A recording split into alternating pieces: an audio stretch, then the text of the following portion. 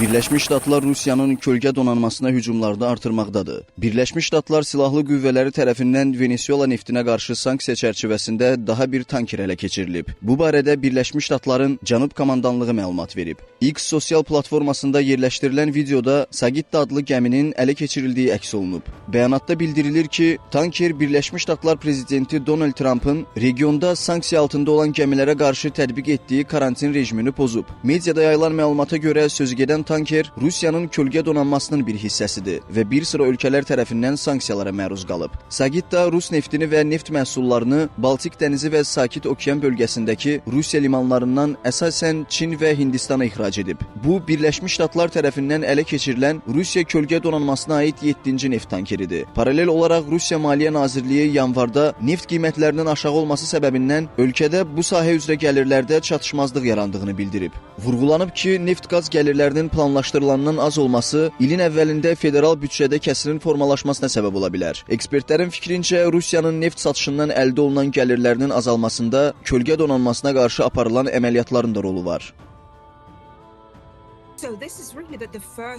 Bu ehtimal ki, kölgə donanması ilə əlaqəlidir. Çünki son bir ayda tankerlərin ələ keçirilmə prosesi xeyli sürətlənib. Bu isə öz növbəsində neft ixracına ziyan vurur və qiymətlərdə dalğalanmalara səbəb olur. Rusiyaya qarşı sanksiyaları da nəzərə almaq lazımdır. Çünki neft onlar üçün olduqca vacib amildir. Şübhəsiz ki, vəziyyət belə davam etsə, qarşıdakı 6 ayda büdcədə kəsirin yaranması gözləniləndir.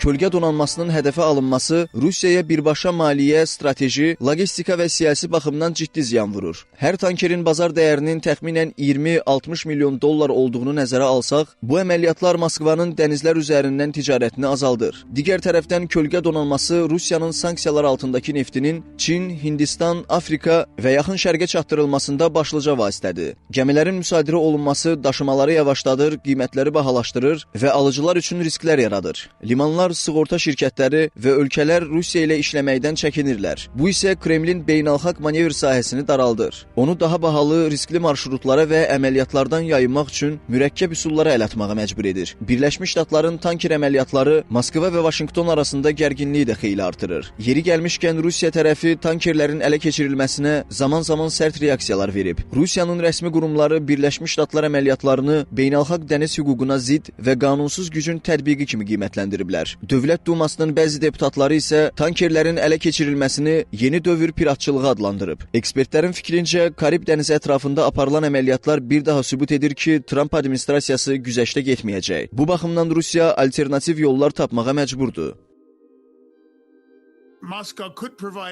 Moskva hər yolları axtarır. Bu əməliyyatlar əsasən Venezuela ilə əlaqəli neft daşımalarını və sanksiyaların tətbiqini həyata keçirən tankerlərə yönəlib. Onlar bəzən Rus bayrağı altında fəaliyyət göstəriblər. Buna görə də onların statusu Rus tankeri kimi xarakterizə edilə bilər. Tankerlərin ələ keçirilməsinin bilərəkdən olduğunu deyə bilməsək də, hər ehtimalı dəyərləndirməkdə fayda var. Fikrimcə, Rusiya yeni logistika yolları axtarır. Çünki onlar bilirlər ki, bu marşrut üzrə hərəkət artıq əvvəlki qədər asan deyil.